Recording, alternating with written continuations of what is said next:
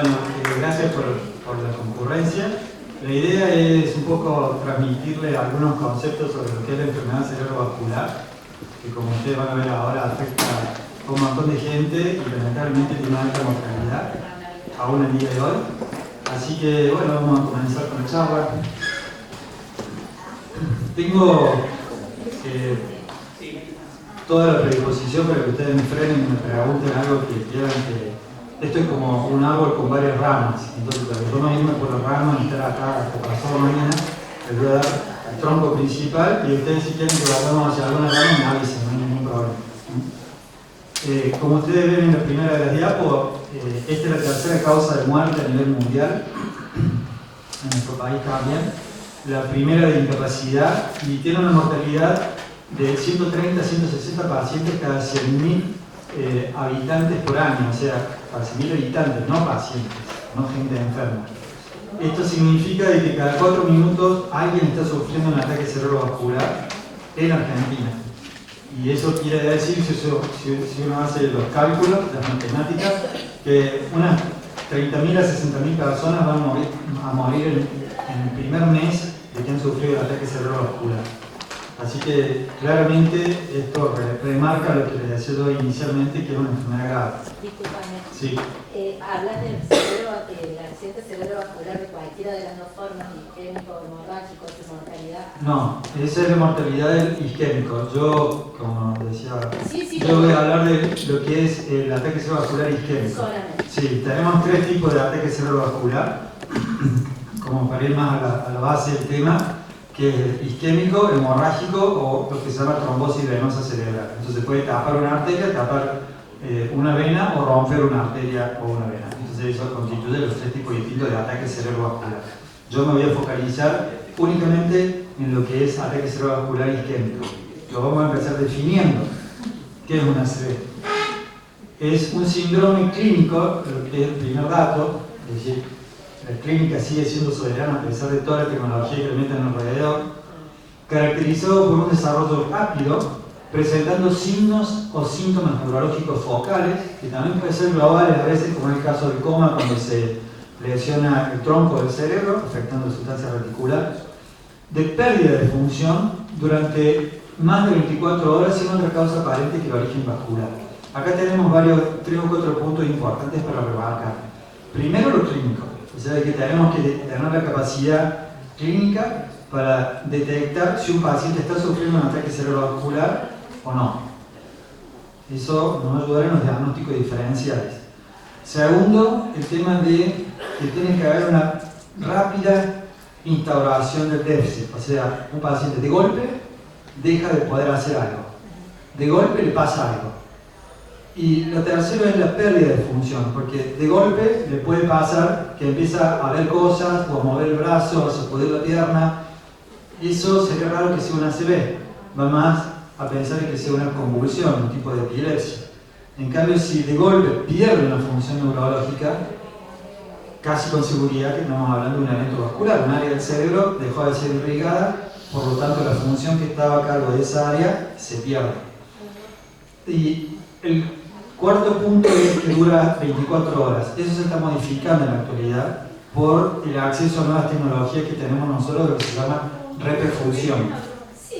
Tenemos la posibilidad, que eso va a ser un poco el foco de la charla también, de destapar la arteria que se capó. ¿Y eso qué beneficio nos da? Si el paciente concurre rápidamente a un servicio de emergencia, el servicio de emergencia lo traslada rápidamente, o llama rápidamente a un servicio de emergencia, el servicio de emergencia lo traslada rápidamente a una guardia. En la guardia reconocen, corre que rápidamente se están frente a un ACV en curso, isquémico. Nosotros podemos dar un tratamiento dentro de una franja de tiempo que nos permita destapar la arteria y el paciente se recupera íntegro. O sea, es literalmente increíble. El paciente viene hemipléjico, casi entrando en coma, de gran extensión de la isquemia que está sufriendo. Y si llegamos a tiempo, se puede extraer el coágulo o disolver el coágulo y eventualmente ese paciente se recupera a la hora, a las 2 horas y al día siguiente se va a su casa normal. Entonces, cuando uno habla de ACV, generalmente todos los médicos dicen, no sé, ahora un mes internado, escalado, con fisio y esto, que lo otro, cosas para la disfagia, la rehabilitación. Bueno, eso es lo que se ha disminuido muchísimo. Antes el promedio de internación, de día de internación de un paciente con un ataque cerebrovascular era entre 15 y 20 días, que sí o sí tenía que estar internado. Hoy un paciente que puede ser tratado en agudo, el promedio de día de internación son 28 horas. Entonces, eso cambia significativamente. Por eso es importante que dejemos de ser espectadores de una ACV. Esto yo les digo, se lo digo con la mano en el corazón, hace 25 años que soy neurólogo, hace 20 años que hablo de ACV, y sigue pasando lo mismo. Se ve que mi función como transmisor de conceptos no fue muy buena, ni la de nadie, porque en todos lados sigue pasando lo mismo. Nos pasa seguido de que el paciente viene con 5 días de evolución o 3 días de evolución del ACV.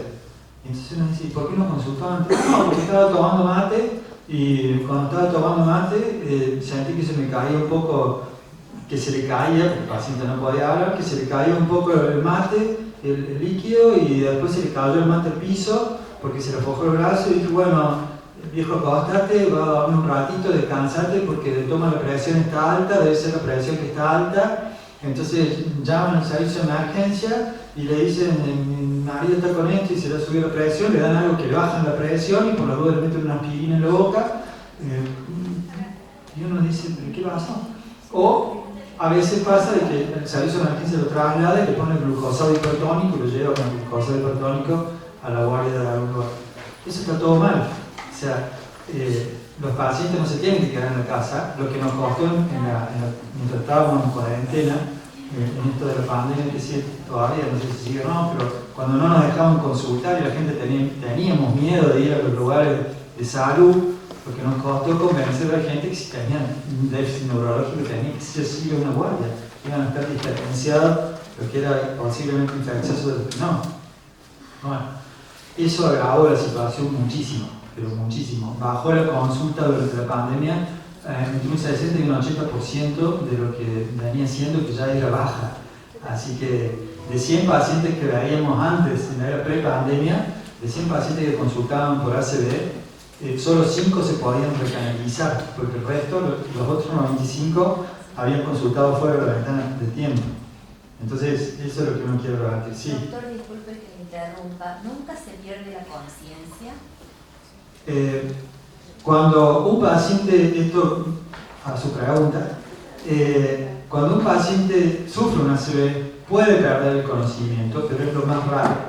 Generalmente eso pasa en infartos masivos del tronco cerebral, que es un área dentro de la cabeza, se llama multiprotuberancia o parte del mesencéfalo, que es donde está un sistema que se llama sistema reticular. Cuando esa área se afecta, uno se duerme, pierde el conocimiento, entra en coma.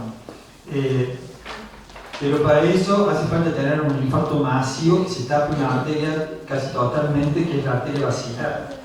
Y eso es poco frecuente que pase. Y si pasa, tiene una mortalidad del 95%. O sea, de 105 solo sobreviven y quedan con gran discapacidad el 50%. El otro porcentaje generalmente no sobrevive.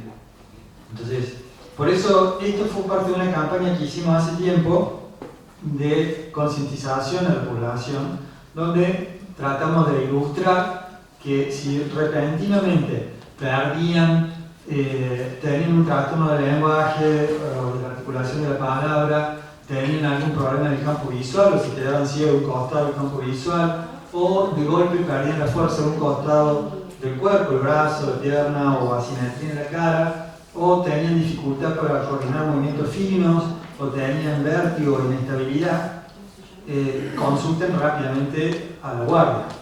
¿Qué pasó? En el primer acercamiento que tuve a este tipo de campañas no le puse lo de repentino.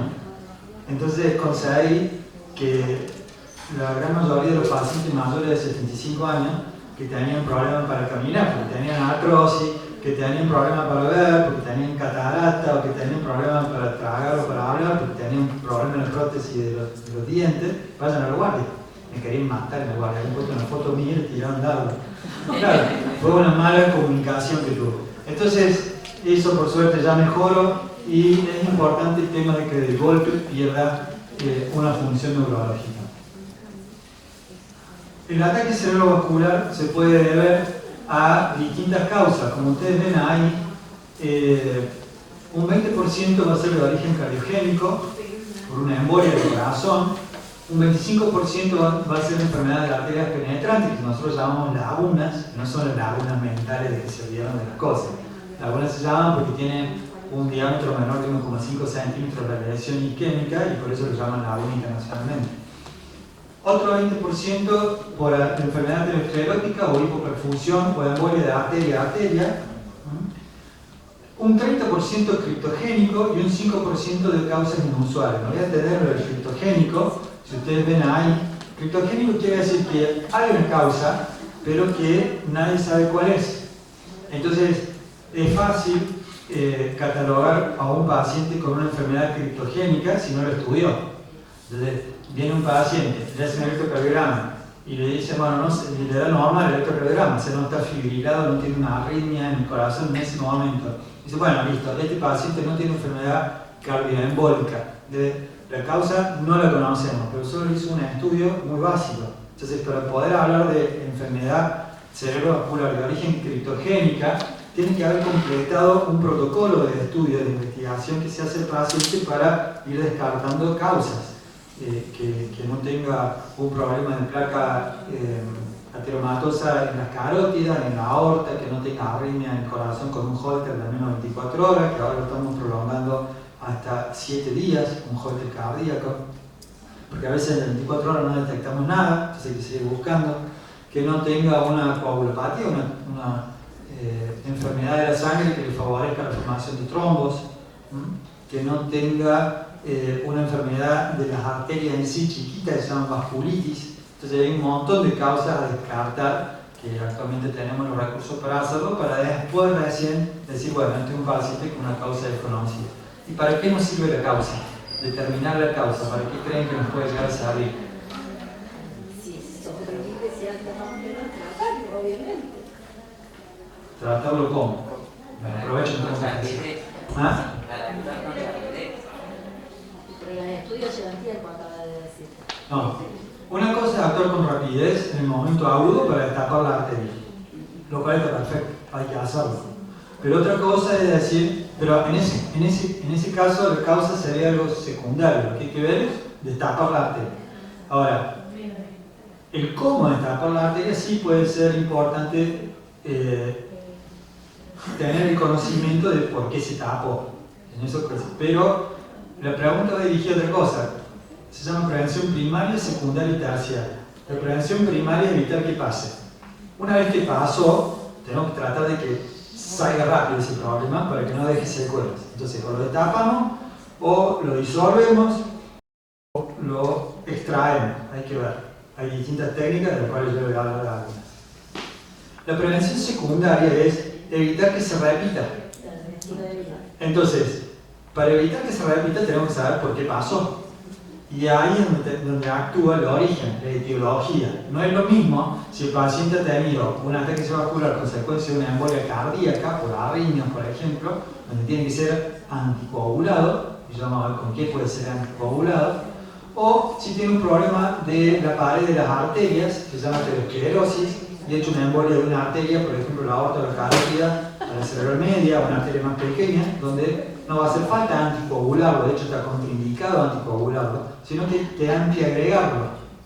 Y también vamos a ver cuánto tiempo y por qué hay que antiagregar a un paciente y con qué, porque no se antiagrega con cualquier cosa tampoco.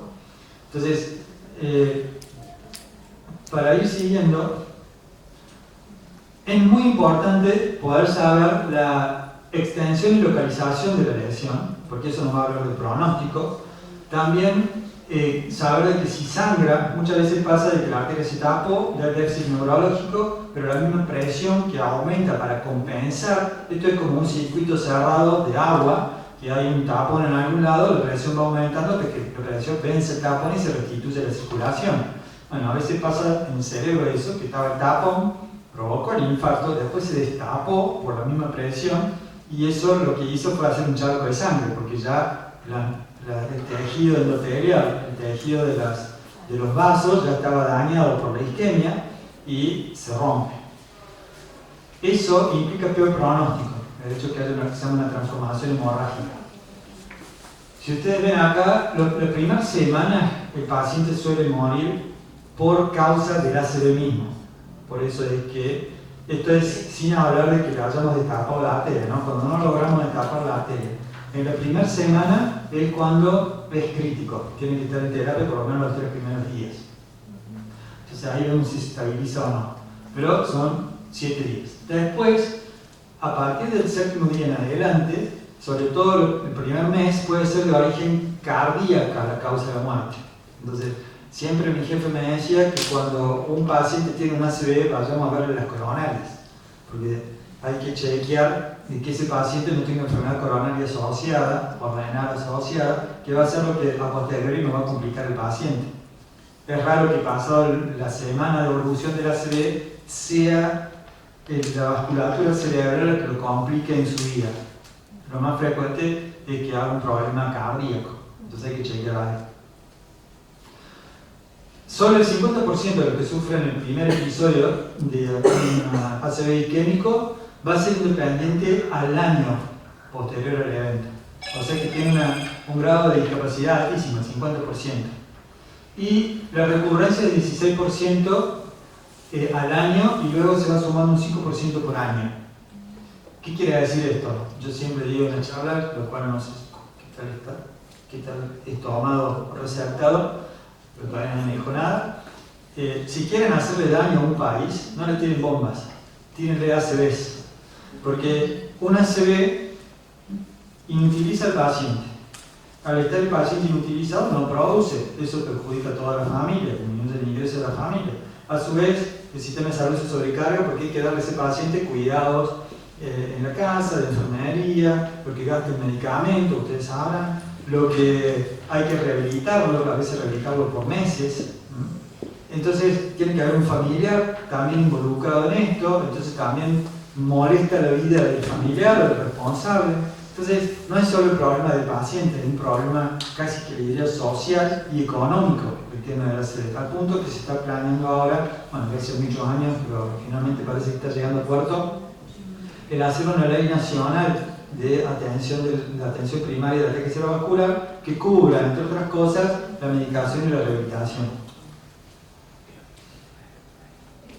Hay variables, esto lo saqué en una charla internacional, por eso está en inglés, que son las que nosotros tenemos en cuenta llegado el momento que tenemos un paciente con un ataque cerebrovascular. Y esto es los síntomas, el tiempo que pasó desde que empezaron los síntomas, las imágenes del parénquima cerebral, cómo está ese cerebro en la neuroimagen que hagamos, tomografía o resonancia, y la vasculatura. Generalmente le hacemos una angioresonancia o una angiotomografía en el mismo momento que se hace la resonancia o tomografía cuando entra el paciente y luego del examen inicial en el guardia. En la actualidad tenemos la posibilidad de algunos angiógrafos de alta tecnología hacen una tomografía en el mismo momento con el mismo aparato de angiografía. Entonces uno puede saber rápidamente si sangra o no y si tiene una arteria tapada o no para ir a destapársela ya en la sala, la AngioSuite que se llama, que es la sala de angiografía. Pero eso dijo muy poco, seguramente. No, tampoco. Ah, sí. Bueno, sí, un poco. Pero al margen de eso, ya van a ver ustedes, bueno, pues siempre también me hacen ese mismo comentario con el tema de la tecnología y el acceso a la tecnología. Antes teníamos 1 hora y media, antes teníamos 3 horas para tratar un ACV. Después se extendió a 4 horas y media. Después se extendió a 6, a 9, a 12, ahora estamos en 24 horas para poder intentar solucionar el problema de un paciente con ACV. Entonces, la excusa que antes tenían localidades que estaban a 4 o 5 horas en ambulancia de la ciudad de Córdoba, donde hay tecnología de esta, era, no llegamos a tiempo, esa excusa no va más. Entonces ahora, si reconocen rápidamente al paciente con ACV, con síntomas y signos de ACV, pero tiene una fuerte sospecha y no tiene un tomógrafo para saber si tiene o no un ACV isquémico hemorrágico, o ustedes tienen dudas si es una convulsión que quedó con un estado posictal que se llama, que es un diagnóstico diferencial, o si tiene algún otro, o tiene un tumor en la cabeza que bueno, se manifestó con un déficit agudo, trásladenlo a un centro de alta complejidad, tienen tiempo, entonces ya no hay excusa. Y en Córdoba hay varios que tienen esa tecnología. Este es un video, el que está acotadito ahí, que se lo voy a ver si lo puedo poner.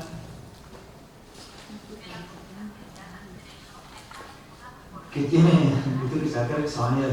Después si vos le puedes sacar el sonido, lo pongo, porque hay algunas cosas que tienen sonido que ver. Esto lo que les muestra en el video es cómo viene la circulación, que es lo mismo que ustedes pueden ver acá, nada más que mucho más cheto, ¿no? ¿Para qué sirve esto? El objeto es que ustedes vean de que si una arteria se tapa, por ejemplo, se me tapa esta arteria ahí, la sangre lo mismo puede circular por las colaterales que se llaman. Se llama polígono de Willis. Entonces se tapa esta arteria y va a decir, bueno, toda esta zona sonó. No, porque la sangre puede entrar por acá y por ahí y distribuirse a donde tiene que ir. Entonces es importante establecer, está marcado el polígono de Willis, que es esto que se ve acá. Es importante establecer si el paciente, luego de que vemos que hay una arteria tapada, tiene buena circulación colateral, porque nos va a ayudar a nosotros a dar un buen tratamiento. Vamos a pasar. El video pinchando. Vamos a ver si ahora. No. Ahí está. Esto es lo que nosotros hacemos en los servicios de emergencia y en la guardia. En la guardia tenemos esta primera escala, que es la escala del NIH, que es el Instituto de Salud y Enfermedad Cerebrovascular de Estados Unidos, que lo ha protocolizado y ha sido adaptado por todos los países del mundo. De hecho, todos los neurólogos que hacemos vascular tenemos que rendir anualmente el apto para poder tomar esto en 7 minutos en la cabecera del paciente, para no perder tiempo. Entonces tenemos que tener un entrenamiento, y ese entrenamiento es raro porque es como si fuese un certificado de capacidad de un paciente que le falta el brazo, no le va a volver a crecer el brazo, pero cada tantos años hay que renovarlo. Bueno, lo mismo pasa con esto. Cada año hay que renovar este certificado de NIH. Entonces, ¿para qué sirve? Para que se haga rápido un chequeo general del paciente, una estadificación del paciente y poder saber si tiene una escala alta o baja para poder ver si lo podemos seleccionar o no para alguna técnica o terapia de reperfusión. No es lo mismo un paciente que venga con una escala de NIH de esta escala, la máxima es 42 y ningún síntoma, ningún signo es 0. Entonces no es lo mismo un paciente que venga con 4 o 5 que un paciente que venga con 25 o 30. El paciente que tiene más de 25 en general no le podemos hacer nada porque ya tiene el cerebro muy destruido.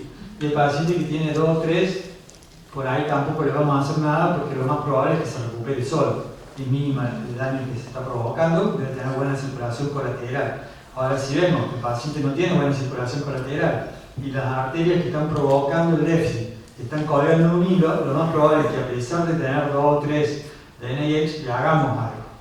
Ya vamos a ver qué y cómo y por qué. Hemos participado en varios trabajos. Uno de ellos ha sido tratar de ver, bueno, en Canadá pasa tal cosa con los ACV, el origen más frecuente es cardioembólico, por decirles algo.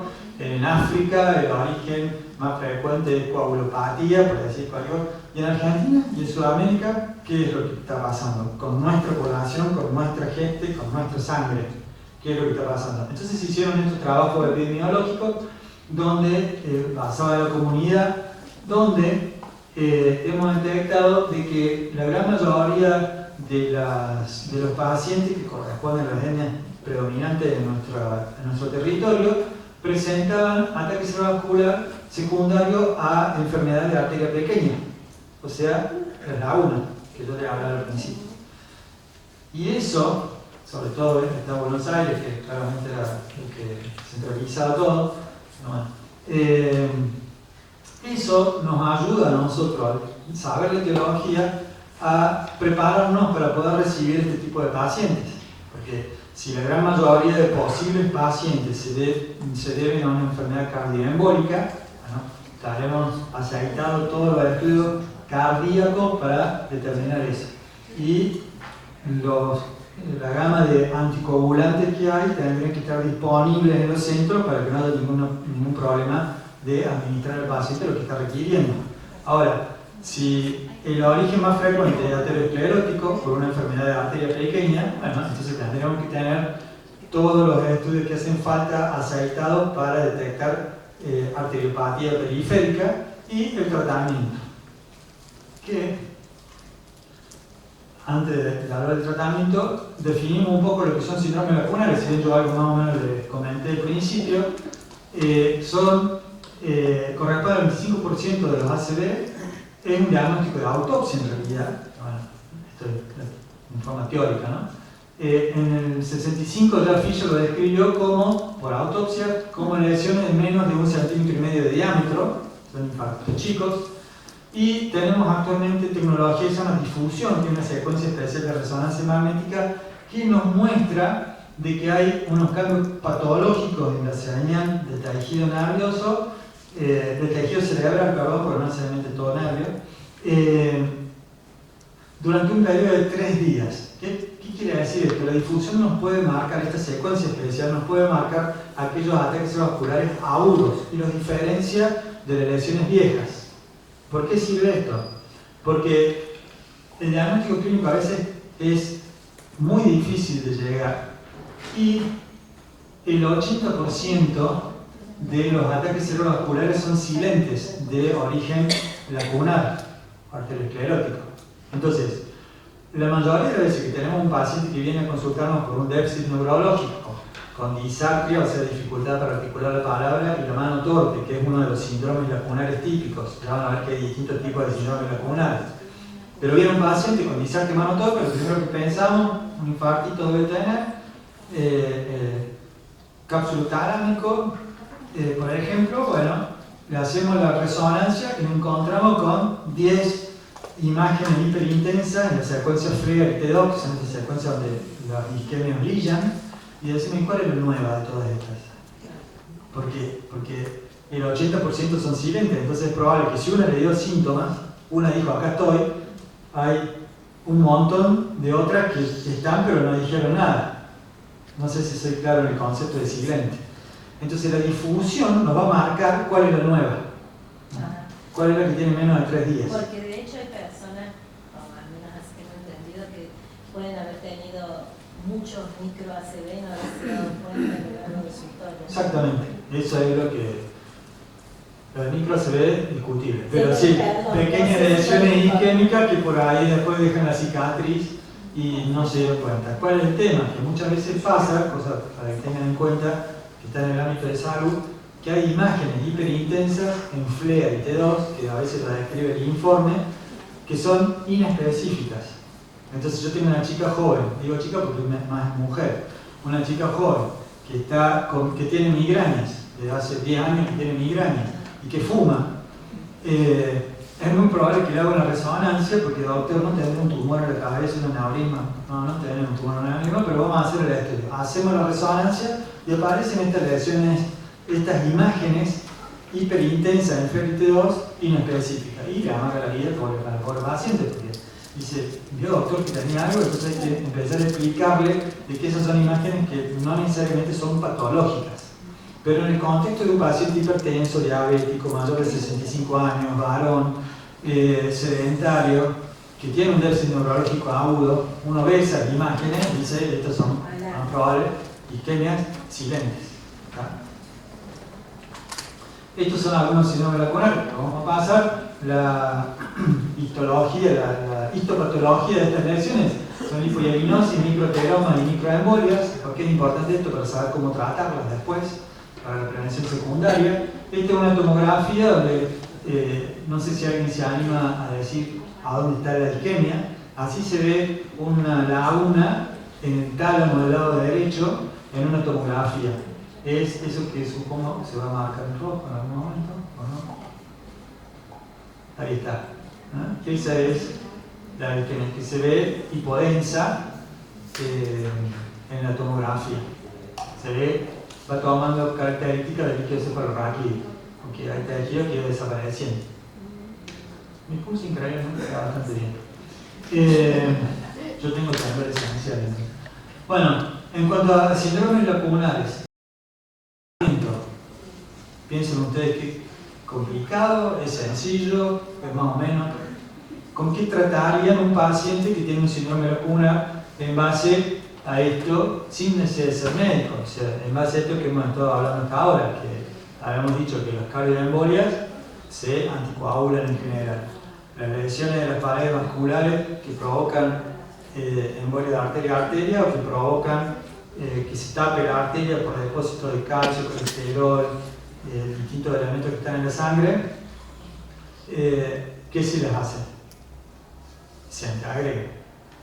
Entonces, el tratamiento de los síndromes lacunares es tan sencillo como la antiagregación. En realidad, hay que ver, hay algunas cuestiones a tener en cuenta. Cuando un paciente, hay estudios canadienses, los canadienses son exageradísimos en la prevención secundaria. Entonces hay algunos estudios canadienses que dicen, bueno, vamos a anticoagular a este grupo de pacientes y ver cómo nos va. Hay otros que dicen, bueno, vamos a antiagregar con aspirina a este grupo de pacientes y ver cómo nos va. Vamos a antiagregar con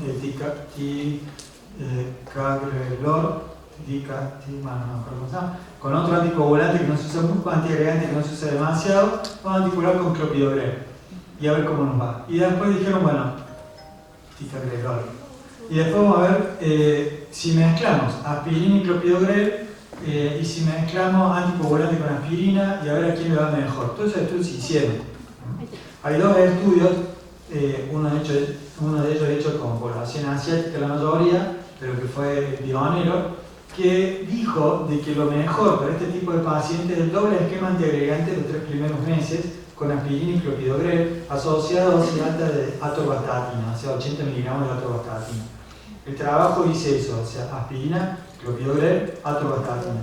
¿Por qué? Porque ustedes me dirán, ¿y por qué no le damos rosuvastatina? Como poder pueden, pero el trabajo dicen atorvastatina.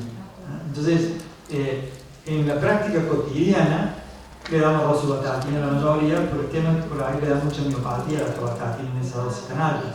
Y la rosuvastatina nos baja un poco más el riesgo. No, miopatía, aumenta la CTK. En algunos pacientes y sobre todo en la gente grande que toma el saludable jugo de pomelo. Ustedes saben que el jugo de pomelo resulta de que tiene una inhibición del citocromo P450 y eso hace de que no se absorba adecuadamente, no se metaboliza adecuadamente las estatinas en general, pero sobre todo la atorvastatina y empeora la miopatía por la atorvastatina. Así que tengan cuidado con eso.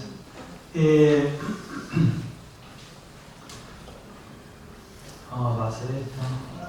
Hay distintos tipos de coágulos, entonces no es lo mismo encontrarnos con un coágulo que sea duro, calcificado o fibrosado que con un coágulo blando que se deshaga, o con una mezcla de los dos. Entonces nosotros vamos a tener que actuar rápidamente para individualizar, intentar individualizar de qué características del coágulo tienen, que eso actualmente con las neuroimágenes lo estamos podiendo hacer. Quiero ver porque quiero saltar a la parte de tratamiento y quiero ver si hay un concepto importante. Este concepto importante que es el flujo cerebral. Cuando una arteria se tapa, ustedes van viendo el aumento del tamaño de la lesión isquémica en el 43% dentro de las 24 horas. O sea, progresivamente a medida que pasa el tiempo se va dañando más tejido cerebral. Entonces es directamente proporcional al tiempo pronóstico del paciente. En realidad, inversamente proporcional al tiempo pronóstico del paciente. Mientras más tiempo pasa, menos chance de recuperarse el paciente tiene. Entonces es importante que nosotros actuemos para rescatar al paciente mientras está en lo que se llama penumbra, que es esta zona de acá de daño reversible. Si esto no lo podemos recuperar, no es tan grave, tenemos que trabajar en esto, que ustedes pueden ver ahí, que ya está siendo dañado porque está con hipoflujo. Si lo dejamos estar y no le hacemos nada, va a ir avanzando con el tiempo y finalmente va a quedar una lesión de este tamaño en vez de una lesión de ese tamaño. ¿Me siguen? Sí.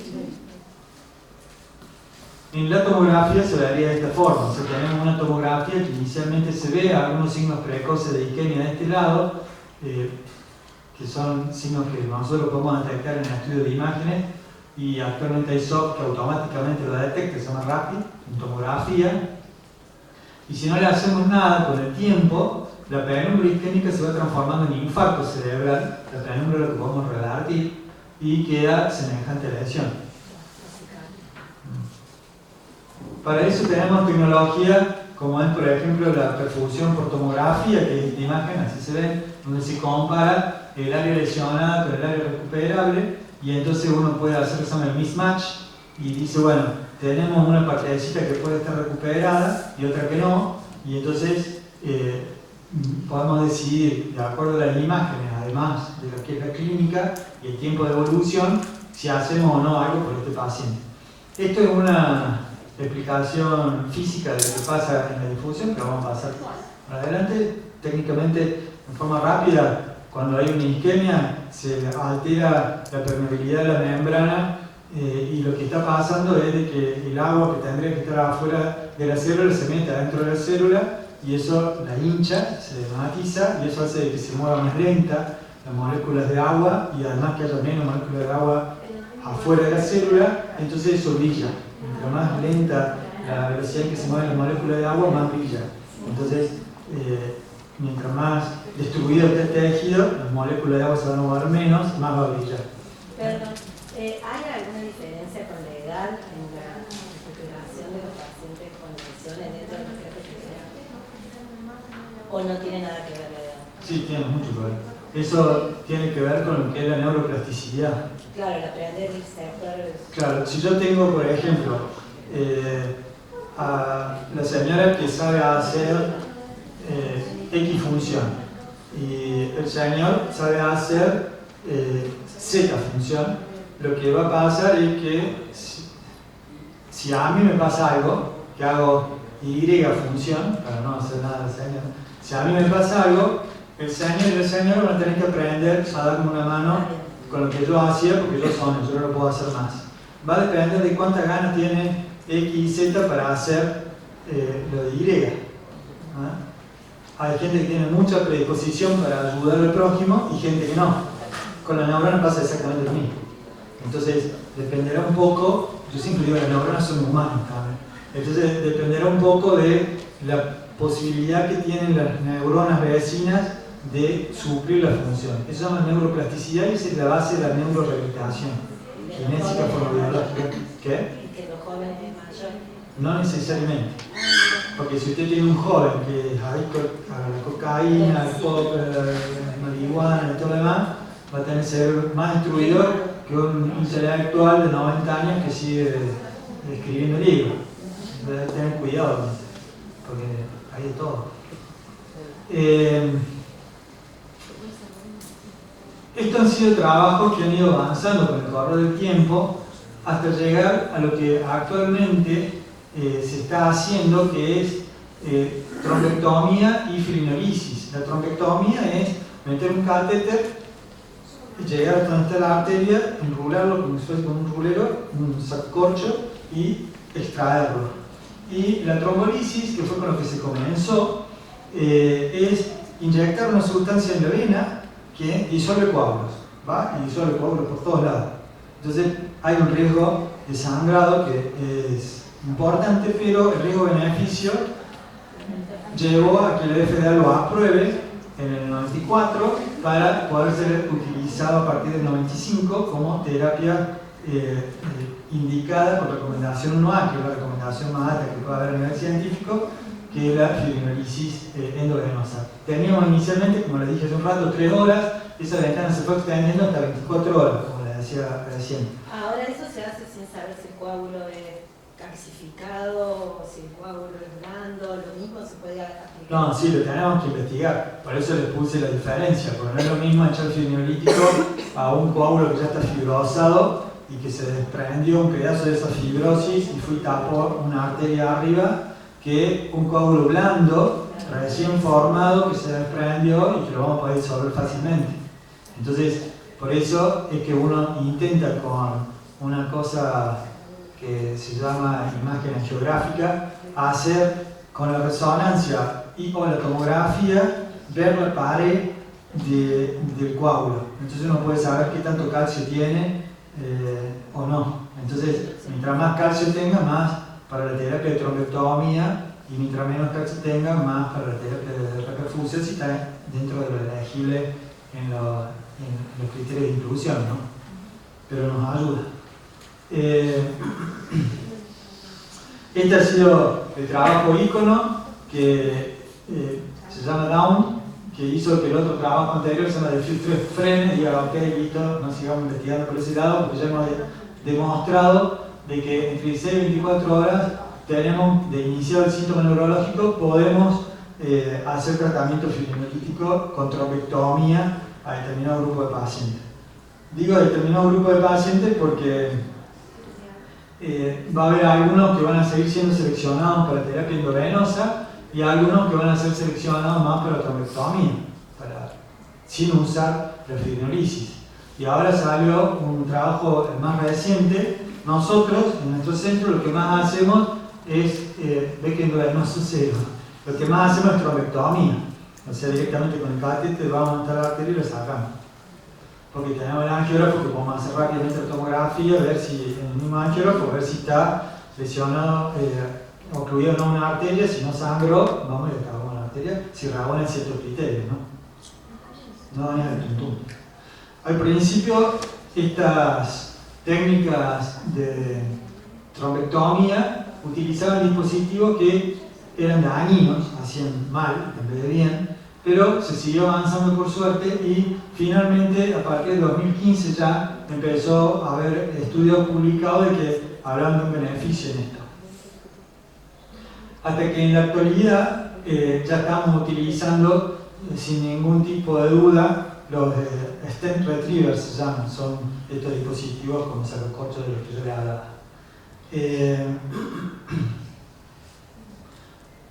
Este trabajo que ha sido publicado recientemente, SwiftDirect, que dice que hay que usar fibrinolisis antes de la trombectomía, sin lugar a duda, cuando se puede, así que porque a veces pensamos que podemos usar la trombectomía directa.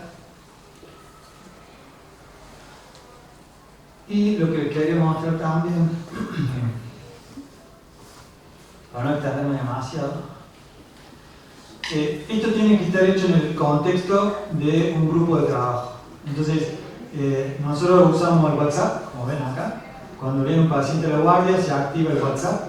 Somos como 25 integrantes de distintos servicios y hay de todo. O sea, hay de enfermería, camillero, la gente de farmacia para preparar el fibrinolítico, el RTPA, la gente de administración por ver la cuestión económica, internacional y todo lo demás, y terapia intensiva, hemodinamia, hemoterapia por si se complica, neurocirugía por si se complica, o sea, hay cardiología, hay un montón, diagnóstico por imagen, obvio, un montón de gente involucrada en esto.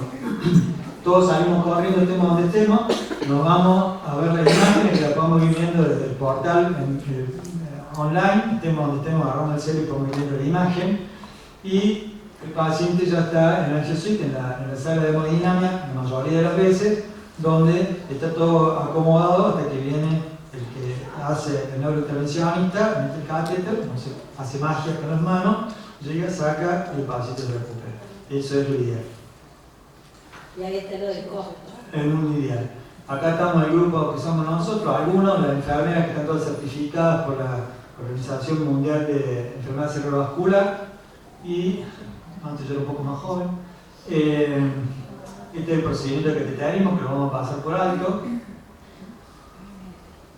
Ustedes ven esto por ahí, no sé si lo voy a poder hacer. Ustedes ven ahí el coágulo que va, tapa la arteria, lo obstruye porque no pasa. Apreté el botón de salida, pero no sé. Sí, no sé. La sangre queda tapada ahí, provoca el déficit neurológico y ese es el stent retriever que se introduce, y yo lo que hice fue adelantar todo esto. En realidad, el stent retriever ahí va pasando, se mete por el coágulo, lo perfora, esta área ha quedado con isquemia, por eso está gris. Ahí se mete, ese es el catéter guía que entró, ese es el anteno de trigger, donde ustedes ahora seguramente van a ver un corte axial donde ahí va, ahí se libera el stent y van a ver que se expande, ahí lo ven expandirse. Una vez que se expande son autoexpansivas, se expande, se incrusta en el coágulo y después se retira. Ya en el momento que se va expandiendo empiezan a aparecer algunos glóbulos rojos. Ya empieza a pasar algunos glóbulos rojos, ya van a ver cómo empieza a recuperar el color. Y todavía el coágulo está, lo que pasa es que se hizo como un puente ahí. Y va pasando, como un puente, no, un tubo, un canal, un túnel. Y ahora se lo extrae.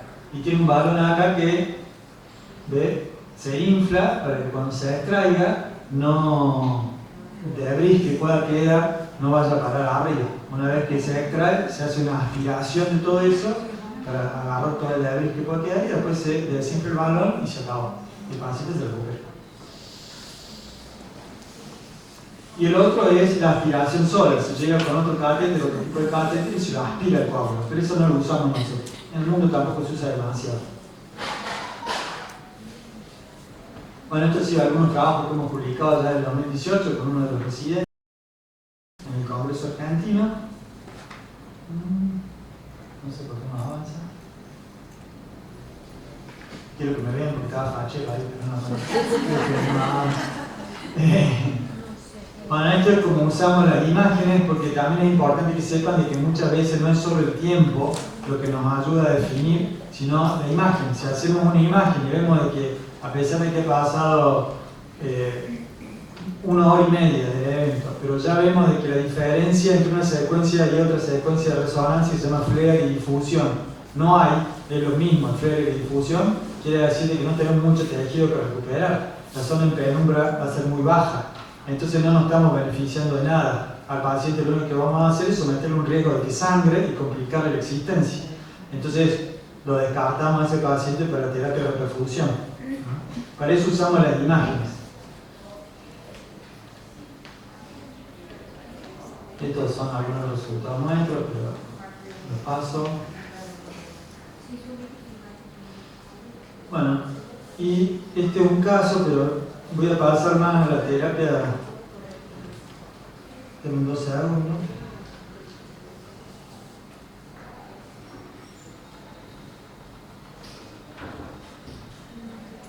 Ese es un caso demostrativo, pero cuando sacamos ese coágulo, usamos 3 stent retriever. Pero me interesa ir a esto, que es el uso de anticoagulantes, de antitrombóticos en la enfermedad cerebrovascular. Entonces nosotros tenemos 2 posibilidades: usar anticoagulantes o usar antiagregantes. Yo les voy a hablar un poco de algunos tipos de anticoagulantes muy rápido, 5 minutos. De anticoagulantes antitrombóticos como terapia adjunta a la trombolisis, que hablamos recién, que es el RTPA, y los antiagregantes. Hay estudios, un montón de estudios que están ahí abajo de la literatura, después si alguien, bueno, esto queda grabado, así que lo pueden chequear, que han demostrado de que anticoagular a un paciente sin saber bien la etiología que sea cardioembólica no está indicado. Se anticoagula a un paciente que tiene una disección y le provocó la disección y el ACV, o se obtiene la disección sin ACV, pero se detecta que el déficit neurológico fue secundario a una disección, o que tiene enfermedad cardioembólica demostrada. Si no, no tiene indicación de ser anticoagulado. Con ningún tipo de anticoagulantes, porque ustedes van a ver los anticoagulantes clásicos con heparina no fraccionada, que se llama, y van a ver, o los antivitamina K, y van a ver las nuevas drogas anticoagulantes. ¿Ah? La warfarina es la primera, el clásico. Esto es todo para decir de que no sirvió. También se estudió la heparina de bajo peso molecular, no quiero dar nombres, pero hay dos o tres dando vuelta, pero la heparina de bajo peso molecular tampoco sirve para la prevención secundaria del ACV cuando no es de origen cardioembólico. Se utiliza para evitar el riesgo de trombosis venosa en dosis profilácticas, que le decimos nosotros, pero no en anticoagulación plena. Cuando no hay una causa cardioembólica, cuando hay una causa cardioembólica sí. Bueno, después tenemos el concepto de que la administración de agentes antiplaquetarios o anticoagulantes se encuentra contraindicado durante las primeras 24 horas de haber realizado la terapia de reperfusión con RTPA endovenoso, porque aumenta el riesgo de sangrado de transformación hemorrágica. Entonces, entre las primeras 24 horas, ese paciente no debe ser anticoagulado. Sin embargo, se puede producir una oclusión arterial luego de la recanalización con fibrolisis intraarterial. Entonces, ahí... ¿Se puede volver a tapar? Claro, que nos pasó ahora, internado. Hay un paciente de 49 años que viene, tiene una estenosis carótida que se ulceró, no sabemos por qué, una placa horrible, se ulcera, se accidenta, desprende coágulo, pero tenemos una circulación colateral, el paciente se recupera bastante bien, viene a la guardia. ¿Qué le pasó? No puedo mover bien el brazo, no puedo hablar bien, pero yo me estoy recuperando y la verdad que estaba casi normal. Entonces lo investigamos todo, vimos que tenía la placa ahí, doble esquema antiagregante y estatina dosis alta. Pasa de terapia al piso a las 48 horas, con el NIH que yo le hablaba de la escala de 2, o sea, casi normal. El 2000 es raro, ¿no? Pero bueno, el 2. Y la cuestión es que cuando está pasando el piso, hemipléjico, afásico, entorno en coma, ¿sí? Se ve que la circulación colateral colapsó y el paciente hizo un infarto masivo. Por suerte se está recuperando, no sé qué pasó. Y lo estamos investigando. Esto es, por eso le digo, no podemos dejar de investigar al paciente a fondo antes de decir, bueno, ya está, andar con esta prevención secundaria, porque siempre hay algo que por ahí puede quedarnos en el tintero. La otra cosa importante es, no sé por qué se pasó. La otra cosa importante es, alguien está apurando. La otra cosa importante es el hecho de que el paciente es hipertenso, diabético y dislipémico tiene 3 factores de riesgo para ACV claros: sedentario, mayor de 65 años, fumador, 3 más, o sea, tiene 6 factores de riesgo, y eso no quita que además puede tener un forado menor cardiable, o que tenga arritmias paroxísticas, o que tenga una estenosis carótida. Entonces, puede existir la comorbilidad y los cofactores de riesgo.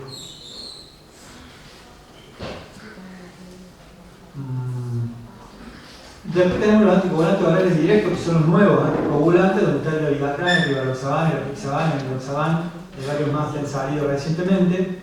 Nosotros el que más utilizamos el Rivaroxaban, hemos participado, cuando está detectada el origen de embolia cardíaca, hemos participado en distintos estudios de la industria a nivel mundial, utilizando el Rivaroxaban en enfermedad cerebrovascular de origen embólico desconocido, o sea, sospechamos que es una embolia, pero no es cardíaca y no sabemos dónde viene.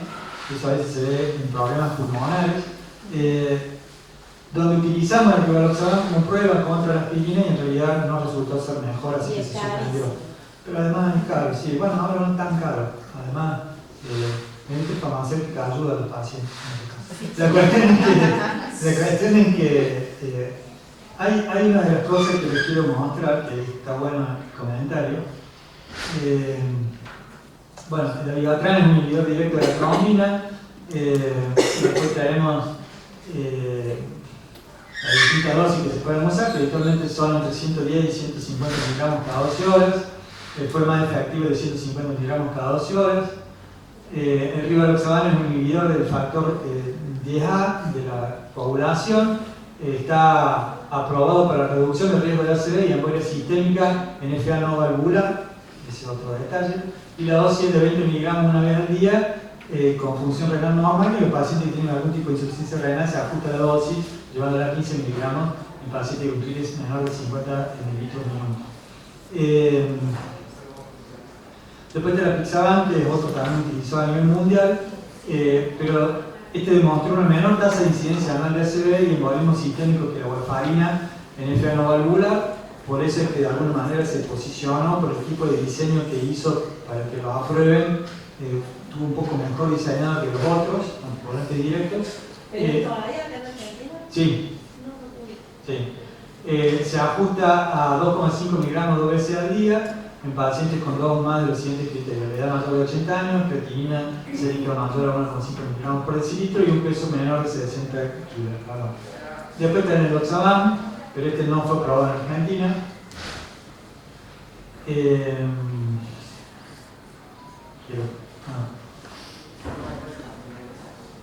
Quiero volver atrás. Hay una de las cosas que hay que tener en cuenta de que hay estudios que han demostrado que el rivaroxaban y el dabigatran mostró un aumento de la tasa de sangrado gastrointestinal mayor en comparación a la warfarina, y después salieron varios trabajos diciendo de que el trabajo que hacía esto estaba mal diseñado por la selección de pacientes. Entonces yo le puse igual, acá está los distintos trabajos sobre los que se basaron estos, y también está el que refuta esa hipótesis. El tema es que en concreto se está utilizando. El que más utilizamos es el rivaroxaban y el apixaban, son los dos que más utilizamos. El otro tema es el acceso que podemos o no tener a los antídotos. Si un paciente está anticoagulado con warfarina, se nos complica, es muy fácil rebatirlo. Vitamina K y chao. Y eso barato, lindo, bonito y barato, como dicen. Bueno, bonito y barato. Los otros anticoagulantes, los anticoagulantes directos, es más complicado conseguir el antídoto. Hay, pero es más complicado conseguirlo. Entonces los centros que se especializan en tratamiento de prevención secundaria y utilizan este tipo de drogas tienen que tener disponible en su farmacia este tipo de antídotos, que los hay.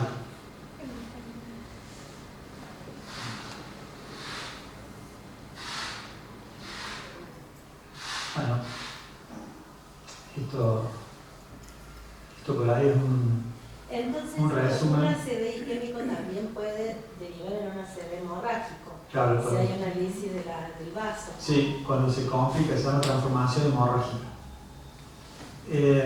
Por eso es que a veces, si uno trata con anticoagulante, un ACV isquémico rápido, sin saber la causa, puede meter la pata. Disuelve el coagulito más rápido de lo que debería y se hace una transformación hemorrágica. En cuanto a los conceptos generales de los anticoagulantes directos, son más efectivos, son más seguros, es menos la interferencia con los alimentos, es menos las interacciones con otros medicamentos, es menos la necesidad de monitorización mediante análisis de sangre. Esto es clave. Un paciente con warfarin, que nosotros tenemos que anticoagular con los métodos tradicionales. Ojo, yo soy un fanático de los métodos tradicionales, claro. Tengo mis sensaciones con los nuevos, pero, que ya no son tan nuevos, pero tienen que estar, y me consta, entre 7 y 10 días internados ese paciente hasta que entre en rango. Entonces, el costo de la heparina fraccionada es altísima, hay que ponerlo durante los 7 días primeros casi siempre, hasta que la warfarina empieza a actuar, que habitualmente demora entre 48 y 72 horas, a veces 96 horas que empieza a actuar, hasta que entre en el rango de anticoagulación que nosotros necesitamos, que es entre 2 y 3. El RIN, el rango internacional normatizado, tiene que ser entre 2 y 3. Entonces, es un problema. Y además, tiene que venir a control semanalmente primero, después cada 2 semanas, después una vez al mes, y así todos los meses venir a control. Imagínense un paciente que vive 500 o 400 kilómetros que tenga que venir a control al laboratorio de hematología para sacar los más estrictos, esperar cada dosis y ver qué dosis le ponen el anticoagulante, de hacer comparar o warfarin. Entonces, es complicado. En cambio, uno sabe que dándole, por ejemplo, rivaroxaban, listo, tome esto 2 veces, adiós. Y no hay que hacer ningún otro control de la parte hematológica. Hay que controlar la función renal, hepática, pero no lo. Son costos efectivos, lo que habla del costo. ¿Cuánto sale trasladar a un paciente en nafta, en pasaje, en playa si viene en el auto, en taxi para el control? Ustedes se ríen, pero un taxi a mí me sale donde yo trabajo hasta otra clínica de la Allende, del italiano, póngale, me sale 600 pesos de ida. Pero literal me sale eso. Entonces, si vos pones a sumar, es un monto. Entonces hay que tener en cuenta ese costo de eficacia. Las líneas internacionales más recientes recomiendan su uso por sobre la warfarina, eso también es una realidad. Los pacientes prefieren los anticoagulantes, los nuevos anticoagulantes directos, y la OMS declaró medicamentos esenciales para la población, lo cual es todo un tema, por el tema costo. O sea, a ellos no me meto mucho porque no sé definito, pero si es un medicamento esencial, tendría que tener acceso a todo el mundo.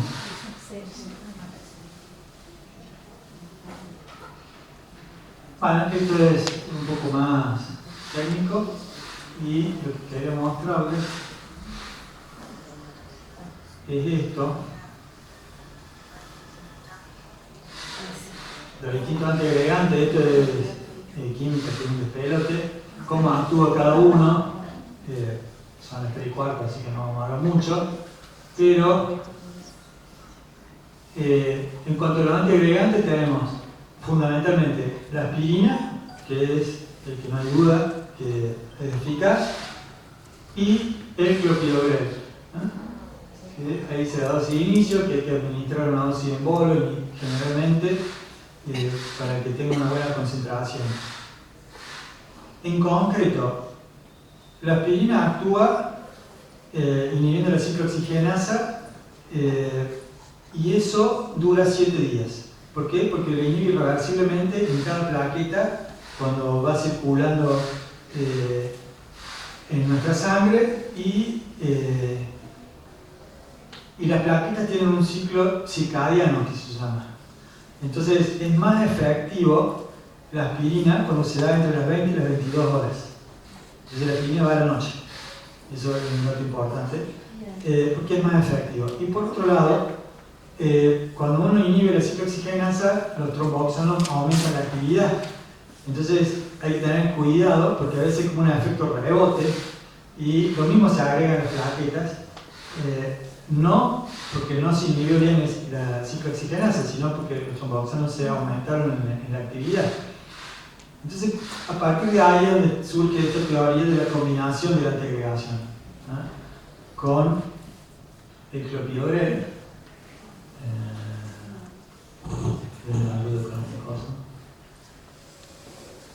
Bueno, ahí está de hecho. No sé si pasó solo que, pero ahí se demostró que la combinación de clopidogrel más aspirina es superior a la aspirina sola. Eso es importante. El estudio que lo demostré por primera vez se llama Chance. Bueno, estos son detalles técnicos. Después hubo otro estudio que se llama Point, que lo reafirmó. El Chance era más asiático, el Point incluyó más la parte europea y americana.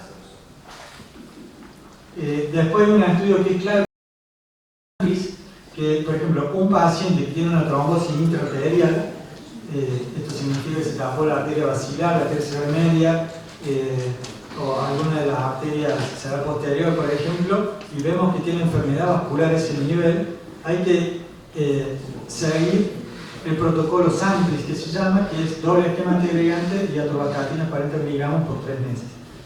No hay que anticoagular a esos pacientes.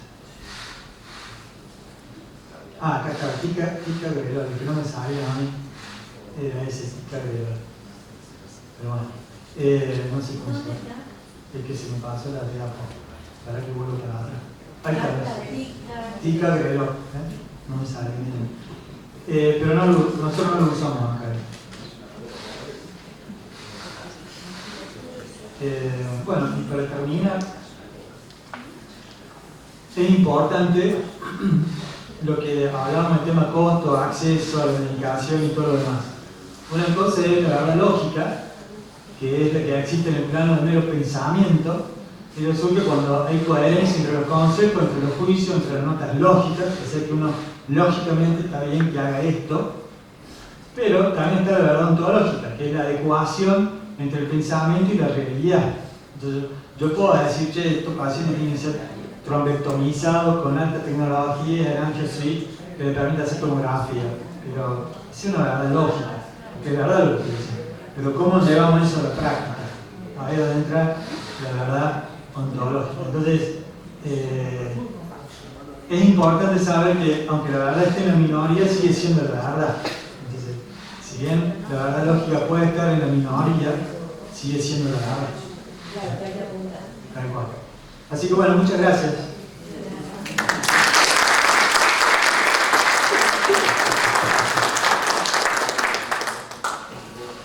No sé si tienen alguna pregunta. Cuando hablabas de los motores, Estamos grabando, si se escucha bien. cuando hablabas de los distintos niveles de ACV, no niveles, sino de los distintos casos de ACV según la zona geográfica, no es solo debido a una cuestión racial, sino de estilo de vida, ¿no? Exactamente. La etnia, ahora no se llama de razas, sino de etnias. Entonces la etnia tiene que ver por la carga genética que uno trae, la alimentación, el clima. Hay algunos lugares del mundo que, por ejemplo, los ACV son más frecuentes en invierno que en verano. Entonces, tienen que ver hay muchas teorías. Tienen que ver también con la hora del sueño. Entonces, hay lugares donde tienen 3 horas de noche y otros lugares donde tienen 16 horas de noche. Entonces, eso modifica. El entorno tiene mucho que ver. Nosotros es estamos. importante que la prevención, me refiero a saber cuáles son las causas según la zona. Sí, por eso es que nosotros hablamos recién que cómo prevendríamos el número de ataques cerebrovasculares en Argentina, donde sabemos que de acuerdo a nuestra población, la mayoría va a tener de la clasificación etiológica que la causa del ACV va a ser por lesión de arteria pequeña. Bueno, tenemos que controlar los factores de riesgo para lesión de arteria pequeña. ¿Cuáles son? Hipertensión, diabetes, tóxicos, sedentarismo. Esos son los modificables que nosotros podemos, el uso de la hormona, el reemplazo hormonal. Dentro del tóxico entran todos los tóxicos. La marihuana es un tóxico que provoca lesión de arteria, porque por ahí la gente dice una notita de cannabis o de fumar marihuana. La marihuana, el cannabis, es un tóxico que provoca lesión arterial y aumenta el riesgo de ACV. Así que eso tiene que estar muy presente. Realmente es hemorrágico, pero aumenta el riesgo de ACV. Entonces, tiene que ver. A su vez, nosotros tenemos una carga genética que hay que ver si se expresa o no. Esa carga genética puede ser la misma en dos individuos, muy parecida, similar en dos individuos, pero si lo sacamos del medio ambiente a uno, lo ponemos en este medio ambiente y otro lo ponemos en este otro medio ambiente, alguna de esas cargas genéticas se puede expresar más acá que acá. Esa es la diferencia entre genotipo y fenotipo. Genotipo es lo que llevamos en la mochila y fenotipo es lo que sacamos de la mochila y lo mostramos. Entonces, ahí tienen que ver la cuestión ambiental. Doctor, la terapia anticoagulante, ¿qué tiempo se realiza? En general, si el paciente tiene una disección del vaso del cuello, se anticoagula una indicación de anticoagulación y ese paciente hay que controlarlo a los 3 meses con un nuevo Doppler o algún estudio de neuroimagen que incluya la cuestión vascular, una resonancia, una tomografía y ver si se ha recanalizado. Si se ha recanalizado, se deja de anticoagular. Si se ha terminado de tapar, si se ha trombosado completamente, generalmente se deja de anticoagular también y se queda con un esquema antiagregante. Si el paciente tiene, por ejemplo, un foramen oval permeable que necesita con una aurima del septum auricular y necesita ser anticoagulado, una indicación es una causa de cardioembolia frecuente en pacientes menores de 45 años. El foramen oval está presente en el 20% de la población, pero los pacientes jóvenes menores de 45 años que tienen un foramen oval permeable y no tienen otro factor de riesgo, se asume que esa es la causa de su ACV. Entonces se tiene que tratar, se anticoagula. Y se anticoagula hasta que se cierre el foramen. Habitualmente se utilizan técnicas que son un dispositivo de oclusión de foramen oval, que es como un sanguchito que se arma así, como un yo-yo, que queda y aprieta el huequito, lo tapa y entonces ya no necesita estar más anticoagulado, queda antiagregado. Perdón, y el paciente que tiene una fibrilación auricular tiene que estar anticoagulado todo el tiempo. No sé si interpreté mal, usted habló de atorvastatina 80 miligramos. Sí, esa es la dosis militar. ¿Qué tipo de paciente? En los pacientes que han tenido los primeros 3 meses de un paciente con ACV, queda con atorvastatina dosis altas, 80 miligramos. Después se va bajando a 40, 20 y generalmente queda entre 20 y 10 de mantenimiento. ¿Alguna otra pregunta?